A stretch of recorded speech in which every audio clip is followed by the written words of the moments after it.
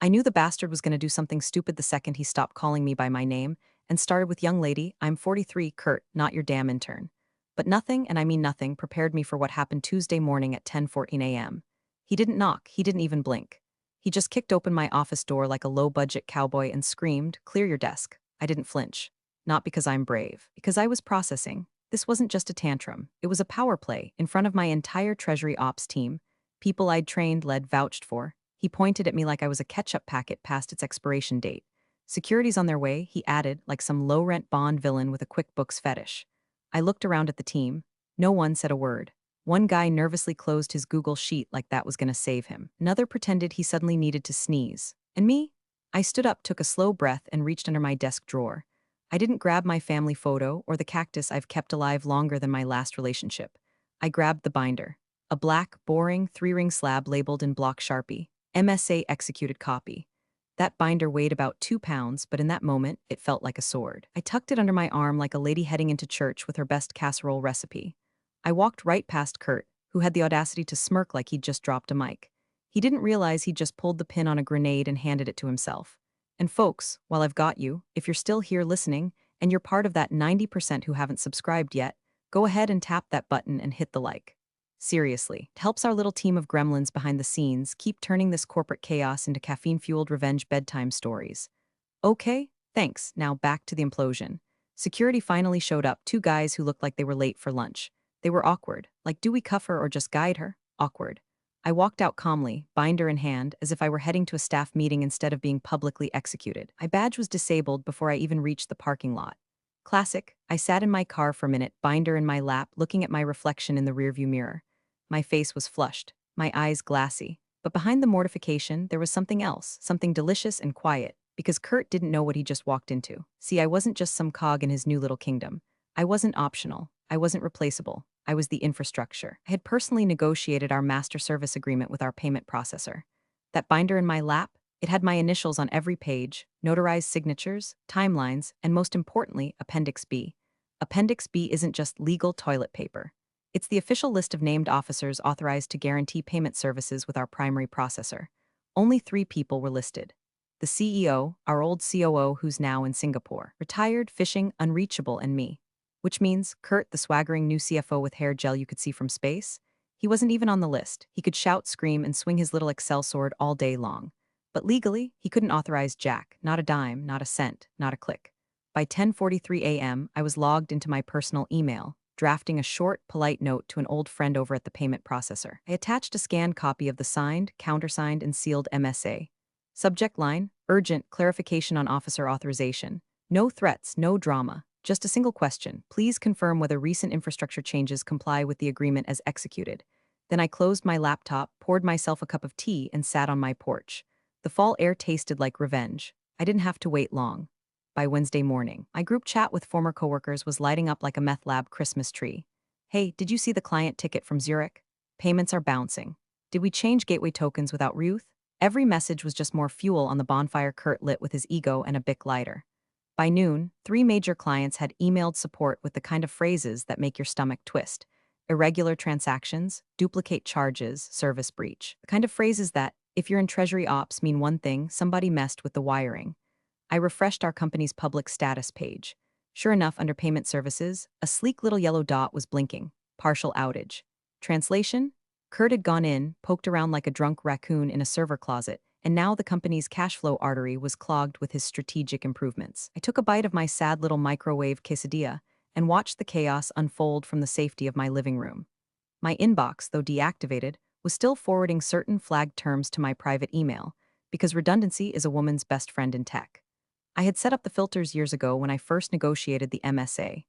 Phrases like token mismatch, ACH rejection, and Appendix B violation were all still firing. By 2:07 p.m., I got one flagged forward from legal. Need clarification on officer authorization for recent gateway changes. Can we confirm signatory authority? Oh, honey, you're asking that now? Meanwhile, over in the IT Slack channels, which, let's just say, I still had a ghost tab open for, one of the engineers posted a screenshot of the error logs. Line after line of unauthorized modification detected from the payment processor's compliance gateway. And the best part? Each one referenced missing signature, authorized officer. Every time Kurt's changes tried to validate, the system basically said, "Who TF is this?" But Kurt, oh no, he wasn't sweating yet. No, he was busy hosting a damn town hall on Zoom. I watched it from my phone, propped up on the kitchen counter while I unloaded the dishwasher. He stood there in a tight shirt, trying to look like the wolf of some Midwestern Wall Street, saying things like, "We've streamlined backend controls and payments are evolving. Some glitches are natural." Glitches, Kurt, is that what we're calling your incompetence now? Growing pains? That's what you say when a toddler learns to walk, not when you faceplant a $12M payment pipeline into regulatory purgatory. And the board? Oh, they were eating it up. For now. He had graphs, pie charts, a fancy slide that said frictionless financial future in Comic Sans, or something equally criminal. Not a single word about compliance. Not a breath about the fact that their entire system was operating without legal authorization.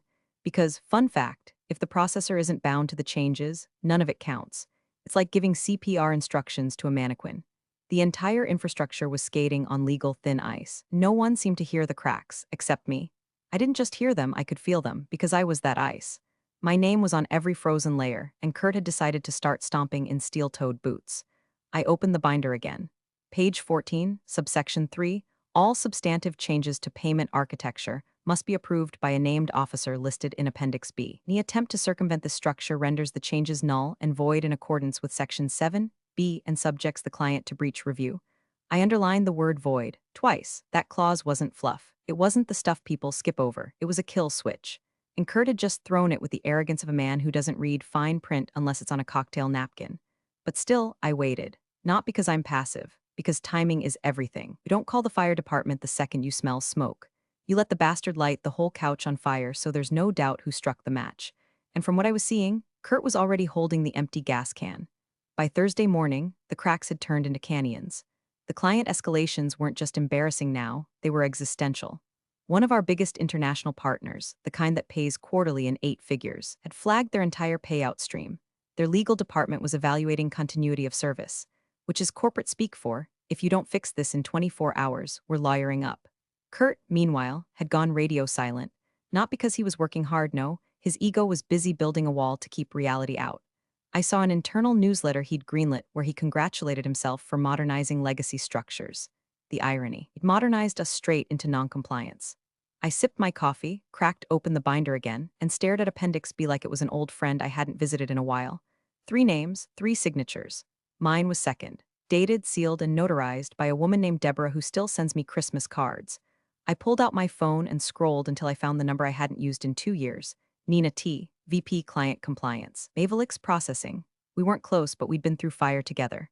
Nina's the kind of woman who wears matte lipstick like armor and calls bullshit in 3 languages. She picked up on the second ring. "Michelle, hi Nina, got a minute? Is this about valence?" My stomach did a small pirouette. "Why do you ask?" she exhaled. "Because your new CFO, Kurt, right? Has triggered 2 compliance alerts and a service queue audit in under 48 hours. That usually only happens when there's fraud or somebody uses the word synergy too many times." I couldn't help the smirk. "He made some configuration changes. Did those come through?"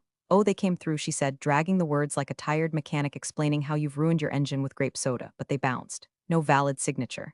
Appendix B validation failed. Who tried to sign them?" Silence. Then, "Kurt D. Weller, I didn't laugh, I didn't cheer. I just said he's not on Appendix B. Never has been." "Exactly," Nina snapped.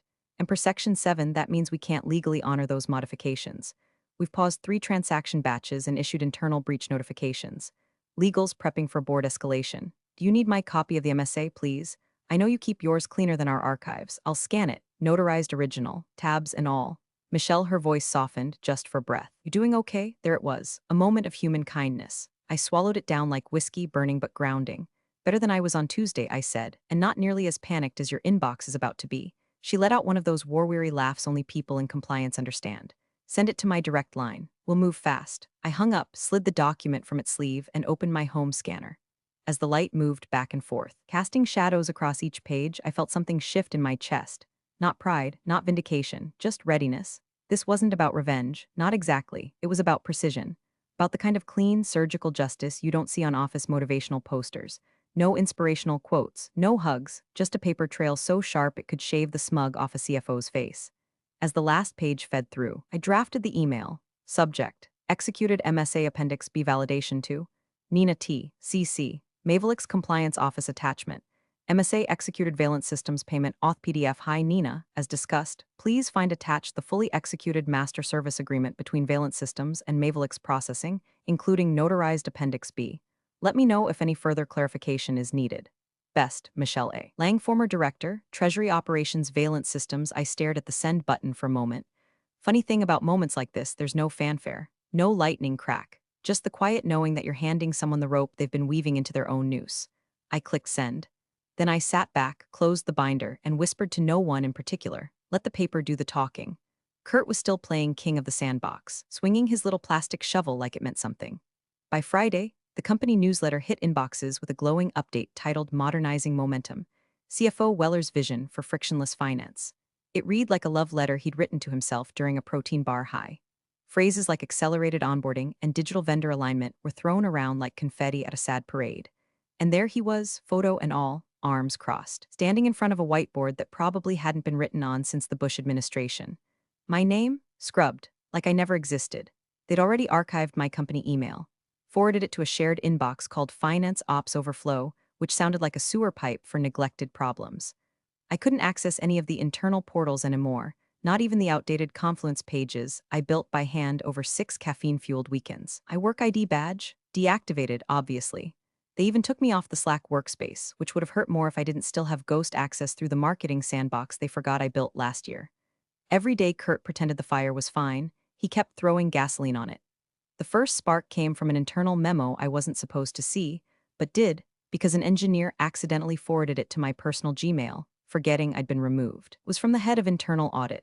Subject: Urgent Payment System Anomalies Escalation Path required. It listed 7 inconsistencies flagged in outbound vendor payments. Multiple duplicate transactions, one routed through a deprecated sub-account, another routed back to the client, which, in case you're not fluent in finance, is the corporate version of oops, we paid the pizza guy twice and tipped him our rent. And guess what phrase kept popping up in bold? No authorized signature validation present. Kurt, of course, had answers, always. In Friday's leadership sync, he spun the audit flags as integration friction and told the board he was personally overseeing remediation. The man could have been selling tornadoes to trailer parks. He even dared to say, under my leadership, we've slashed vendor onboarding time by 60%. Yeah, Kurt, because you skipped the security protocols, the compliance chain, and oh yeah, the law. It was like watching someone duct tape a parachute after they've already jumped. Meanwhile, I sat at my kitchen table, cross-referencing the audit flags with the exact clauses he violated. I had Section 4A, 7B, and 9D of the MSA open side by side with the red line changes he'd made to the vendor profile schema. He had overridden the API key structure I implemented, the very thing that linked approved signatory validation with token authorization. Translation: he'd unplugged the brakes from a moving vehicle because he thought the horn was enough to stop it. The processor systems had been rejecting the payment instructions silently, letting them stall in pre-clearance, like jets grounded in fog. And since only I had the override credentials for that particular structure, and only my name matched the one in Appendix B, there was no legal way to move the money. But the most poetic part? Legal had started sniffing around. Internal audit had copied them quietly on 2 escalation threads by Friday afternoon. A compliance liaison, who used to ignore me like I was a living FAQ, had suddenly reached out to Kurt's chief of staff with clarification requests about signatory authority. And yet, Kurt strutted on. He presented another improvements update in that week's board report, this time claiming quarterly savings driven by contract restructuring. What he failed to mention was that half those vendors had already paused their own services due to late payments, and 2 were threatening penalty clauses for breach of processing terms. The more he bragged, the deeper the grave got, and he didn't even bring a flashlight. At one point, someone from HR, bless her beige heart, emailed me a transition document asking if I'd be willing to consult for a few hours to explain how the ledger cleandown worked during processor sync. I almost choked on my tea. Consult? You want me to consult on the thing I built, after you let Mr. Chesthair swing in and declare me obsolete? No, sweetheart. I didn't respond. I just dragged the email into a folder labeled Future Litigation and took a walk around the block. The sun was out. The air had that sharpness that comes right before everything breaks. It smelled like asphalt injustice. Back inside, I checked the processor's portal again. Still frozen. 3 transaction queues in active quarantine, all because one man wanted to feel bigger than the paper he never read. I didn't need to raise my voice. I didn't need to storm into a meeting or call anyone names. I had something better: time, and the contract, and a front row seat to the collapse. I didn't sleep much that night. Not because I was anxious, because I didn't want to miss it. The collapse wasn't coming with sirens. It was creeping in like fog, slow, quiet, inevitable. Kurt was still polishing his LinkedIn profile, probably adding infrastructure disruptor and fintech innovator to his list of sins. Meanwhile, the company's bloodstream, its payment flow, was freezing over one artery at a time. At 7:16 a.m., after my second cup of bitter black coffee and a slice of toast I didn't taste, I opened a blank email window. I stared at it for a full minute. Not because I didn't know what to say, because I knew exactly what I wanted this moment to feel like. Then I typed with the slow precision of someone laying down a fuse. Subject, executed MSA compliance confirmation to Michael D. Walsh CEO, Mavelix Processing CC, Nina T. Legal Ops at Mavelix attachment. MSA executed Valence Systems PDF. Hi Michael. As the former director of Treasury Operations at Valence Systems, I'm forwarding the fully executed copy of our master service agreement, including the notarized Appendix B listing authorized officers. Please confirm whether the recent changes made by Valence's acting CFO comply with the execution terms and signatory validation. Best, Michelle A. Lang. No flourish, no dramatics, just the knife. I hit send, leaned back in my chair, and stared out the window. I watched a squirrel sprint across the fence like it owed someone money. My tea went cold, but inside me something was still. By 9:43 a.m., Nina responded, "Hi Michelle, thank you for the document. This version aligns with the countersigned copy in our records. To confirm, the recent infrastructure modifications submitted by Mr. Kurt Weller lack the required signature of an authorized officer under Appendix B. These changes are not in compliance with our agreement and are currently under compliance review. We are pausing all non-guaranteed payment batches effective immediately and will be scheduling an urgent call with Valence leadership. Best, Nina T. VP Client Compliance Mavelix Processing." There it was. 4 sentences, but to anyone in the industry, it was a tactical nuke.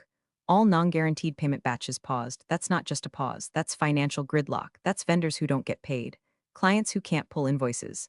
Payroll systems hanging in limbo like wet laundry on a deadline. I didn't smile. I didn't exhale. I just reached for my binder, opened it back to Appendix B, and laid it flat on the table beside me like a relic of war. Then came the ripple.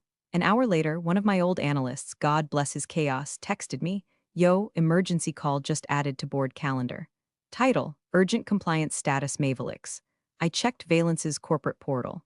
They'd pushed a system-wide service interruption update banner, blaming the processor for external review delays. Nice try, Kurt. Gaslighting the people whose job is literally recording every byte of transactional movement is a bold strategy. By 1:07 p.m., 3 executives had joined the compliance call calendar invite. One of them, the general counsel. Another, the chair of the audit committee. When you get all 3 in the same room before happy hour, someone's about to bleed. Kurt still hadn't made a peep publicly. I imagined him in his office, blinds drawn, necktie slightly loosened, telling himself he could spin this. That all he had to do was blame engineering, blame the vendor, maybe even blame me, the disgruntled former employee. Classic move. It might have worked if he hadn't bulldozed right through the paper trail I left like breadcrumbs in a compliance forest. At 2:31 p.m., I got one last ping from Nina. No preamble, just one line. Your documentation was accepted by our general counsel. See you on the call. I wasn't invited, of course. I was no longer with the company, but that didn't matter. My signature was, my initials were, my notarization stamp was. My name was still the one the contract listened to. And that contract, it was about to read itself out loud in a boardroom full of stunned executives. I closed my laptop, picked up the binder, and slid it back into its protective sleeve. Some people wage war with words. I prefer ink, paper, and the sound of a man realizing, too late, that authority isn't something you bark. It's something you sign. It started like a whisper. 1 bounce transaction. Then 2, then 12. By Monday morning, the financial arteries of Valence Systems were officially clotted. The processor's pause on non-guaranteed transactions wasn't just a speed bump, it was a wall. Clients who paid on net 7 terms were calling to ask why their wires weren't acknowledged. Vendors who billed bi-weekly were threatening to freeze services. A European subsidiary had its entire payroll batch rejected mid-processing. Someone posted a screenshot of a failed $2.8 million transaction in the finance Slack. Caption, "Should we be worried or just start drinking now?" I didn't need to reply. The answer was both. The panic started in accounting, those poor souls who just wanted to balance ledgers, not dodge grenades. Then it spread to legal, who was frantically rereading the MSA like it was cursed scripture. Finally, it hit the exec floor, where Kurt, our fearless leader with a 6-figure haircut and a discount understanding of infrastructure, was sweating through his pinstripe armor. He blamed engineering first, said they migrated the integration endpoint too aggressively. Translation, they did what I told them to do, but now I need someone to throw under the bus. Engineering clapped back fast, published a 2-paragraph technical memo, neutral in tone, surgical in its devastation, detailing how all changes were implemented per directive from the CFO's office. They included timestamps, email references, Slack receipts. Then Kurt pivoted. It's the processor's fault, he announced during the Monday morning sync. They've had issues before. We'll escalate. But the processor had receipts too, legal ones. Because by then, every bounced transaction had been logged, reviewed, and flagged as unauthorized initiation signature invalid.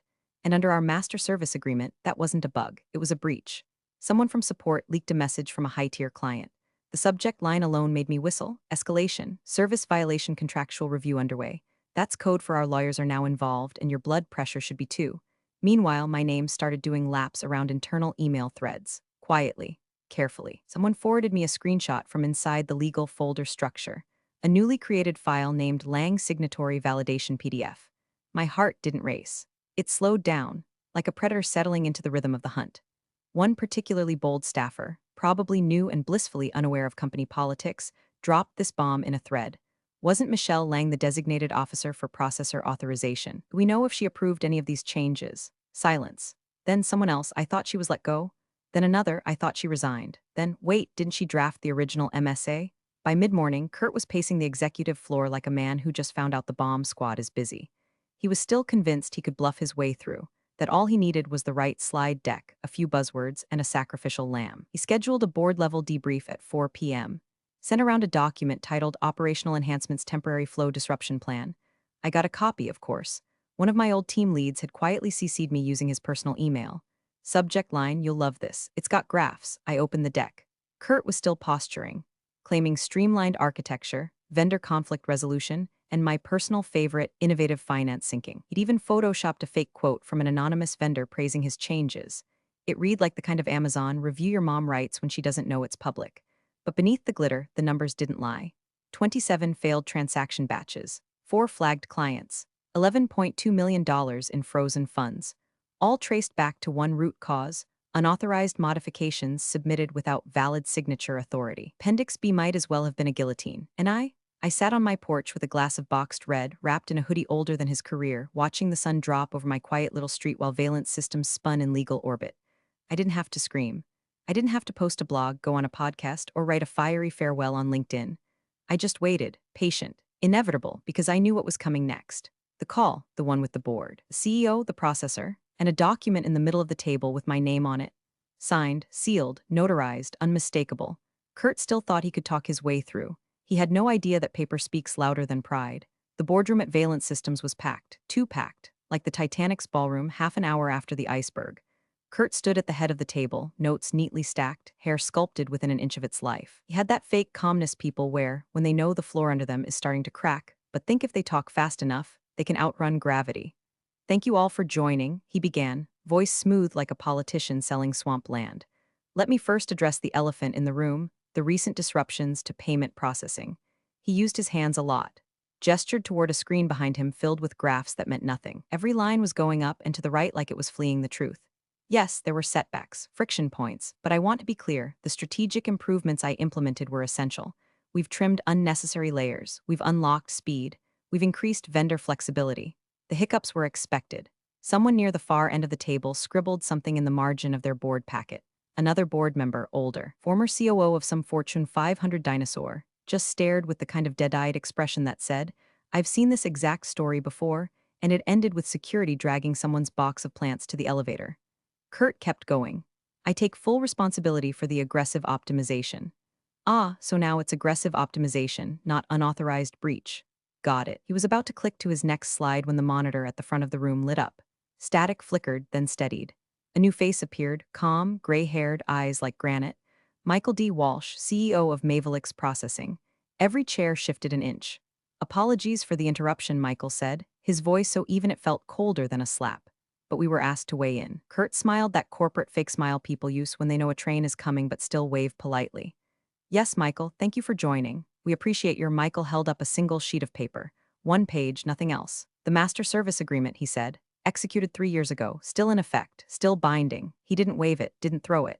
Just held it like a priest offering communion. Then, slowly, calmly, he read aloud, services are guaranteed by the named officer on Appendix B. He paused. Silence fell like someone hit mute on the entire building. Michael looked directly into the camera, eyes locking with Kurt's like a sniper settling a sight. Then he asked, clear as glass, your name isn't on this list. Who are you? No yelling, no drama, just that question hanging in the room like a blade. Kurt blinked once, then again, his throat bobbed. Well, CI. Things have evolved since the agreement was signed. I represent the office of the CFO now and you assumed Michael cut in, voice still flat. But you didn't validate, you didn't authorize, you didn't sign, you're not on Appendix B. Therefore, every modification you made is void, per Clause 7B. A sound spread through the room, not a gasp, something worse, paper flipping. Board members, who had been half listening minutes earlier, were now turning to the back of their binders, flipping through pages like jurors in a murder trial, realizing the defendant just confessed. Appendix B, there it was, black and white, 3 names: Michelle A. Lang, Calvin D. Miller, Susan Y. Ortega, no Kurt Weller, no acting, no interim, no wiggle room. Kurt's mouth opened, but no sound came out. He glanced at the general counsel, who was already inching his chair slightly away from him like they weren't even on the same Zoom call anymore. Michael folded the paper once, set it down, and said simply, "We issued a freeze on all non-validated transactions.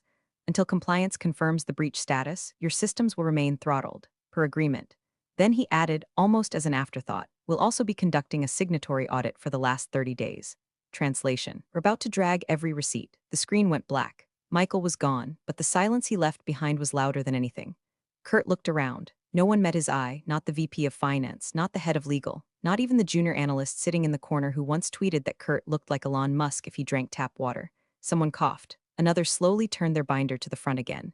Kurt opened his mouth one more time. Maybe to deny, maybe to spin, maybe to beg. But the moment had passed. The paper had spoken. There's a moment in every downfall where the accused stops talking to defend themselves and starts talking to survive. That moment came exactly 4 minutes after Michael Walsh signed off. Silence lingered like a corpse in the room, but then the emails started pinging, one after another. Red, bold, marked urgent. The kind of emails that make executive assistants pause mid-keystroke and whisper, "Oh no?" First, from the payment processor's legal division. Subject: formal breach notification, unauthorized modifications, all changes executed under Mr. Kurt Weller's direction between August 3rd and August 27th have been deemed null, non-binding, and in technical breach of the standing MSA. Service-level guarantees are hereby suspended until validation is reinstated. They didn't even dress it up. Just, "You're in breach. You don't have a leg to stand on. And no, we're not waiting for your PR team to approve a response." The board lit up. "Wait, so every transaction he approved is void? What's our exposure right now? We have vendors threatening to walk. What's legal's read on this?" It wasn't a conversation. It was a riot with suits. Legal counsel, bless her cold efficiency, stood slowly, adjusted her glasses, and dropped the hammer. "We've confirmed with Mavelix that the only valid officers listed for authorization are Lang, Miller, and Ortega. Of those, only Miss Lang is currently employed or reachable. All changes lacking her sign-off are unratified and in breach." Someone muttered, "Jesus Christ," like the name itself might reverse time. And then, as predictable as the sun rising after a power outage, Kurt tried to spin. "Let's hold on here. Let's not pretend Michelle Lang was compliant with internal protocols. She withheld institutional knowledge. She stonewalled the integration review. She refused to support modernization. That's a dereliction of duty, not authority." He looked around like he expected applause. Instead, Compliance Officer Dev Patel leaned forward, his voice razor-thin. "We have no record of noncompliance from Miss Lang. In fact, her original protocols were flagged internally for their clarity and audit readiness. The only deviation began when you bypassed her authority." Kurt blinked. "No, there were concerns. She was territorial." You mean," Dev interrupted. "She followed the contract?" Kurt faltered. "She made herself indispensable." "She was indispensable," legal fired back. "You didn't remove a barrier. You removed the dam."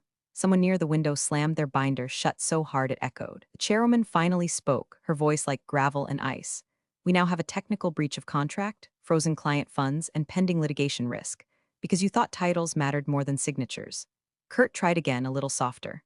"I was doing what I thought was best for the company, and maybe, in some alternate universe where intent mattered more than law, that would have worked.